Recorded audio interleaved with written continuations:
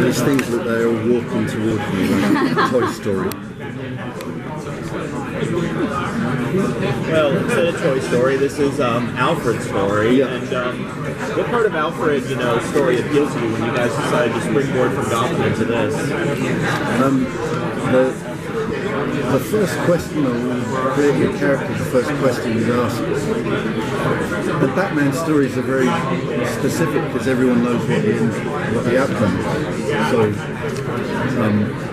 the question for me was, how does someone who was a brave man of action, an SAS soldier, become a butler? That's a strange journey. So answering that question was the sort of essence of how to portray his journey.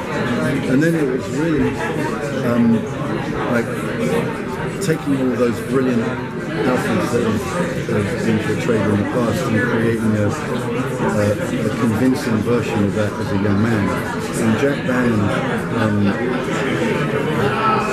I think he does an amazing job.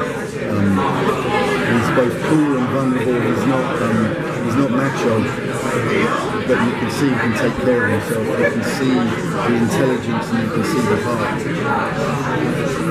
And speaking of casting, did you have people in mind for these characters while you were creating it, or? Didn't have people in mind because from a practical point of view, the whole explosion of TV in the last few years means that there's a real shortage on the market of actors. If you decide, I want so-and-so for it, you're going to find they're doing this 6-year role in something else.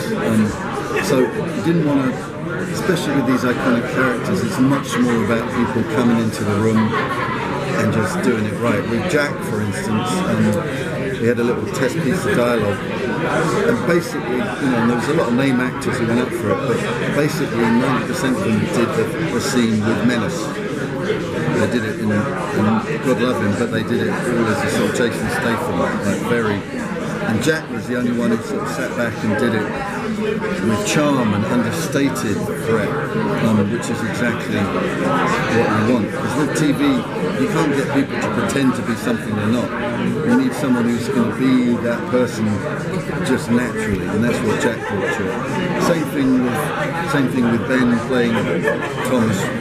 He has a sort of patrician, suave, cultivated air about him that creates that kind of 1950s style American who talked in a slightly English accent and carried themselves with those sort of good manners. Paloma, for instance, again, brought such natural energy to it that as soon as we saw her, it's like, I write to that. It's much more fun to write to the people that you get than to impose a character on them. So with Beth Sykes, was her character more influenced by Paloma Faith and what she brought to it, or how did you go about creating this, big bad villain for your person? The basis of it is a very sort of common archetype in English culture, which is a sort of strong, no-nonsense northern woman, Manchester woman. I don't know. It's a bit. These are sort of maybe obscure to the American audience, but Elsie Tanner out of Coronation Street. Myra Hindley was a famous serial killer of the 1960s. A little bit of Dusty Springfield in there, and then that way of talking that she has, which is very sort of no-nonsense, direct, and just naturally funny. It's difficult. You can either do that or you can't. And Paloma, who isn't a northerner, a Londoner like me, she did her own, and this never happens when people do their own self-taping. It's always,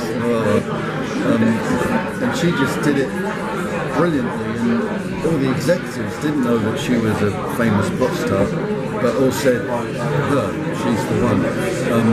So as soon as she came in, as soon as I was able to write to her, it gives you the parameters of how far you can take the character. And Paloma, and she has a sister who will appear later, played by Polly Walker, and they just make a wonderful bad female duo in a way and of a style and a sort of attitude that people haven't seen before. So once you see them doing stuff, they can do scenes where they don't say a word at all. They're just looking at people, and it's funny and scary and thrilling, So what is the most interesting and challenging part about create a TV show that has such a big fan base, but also that you have the chance to create something new? Yeah, that's always a challenge with the Batman world. To a degree, the challenge is not to be scared, and you have to stay off social media. In the early days of Gotham, just that's the thing with the world. There'll be people who like it and people who hate it with a passion, and you can't. Whatever you do, there's going to be people who don't like it or offends their notion of what happens in the world. You have to just jump off the cliff and let gravity take over, and find ways of, for me, the famous Easter egg thing. Who likes Easter eggs really anyway? But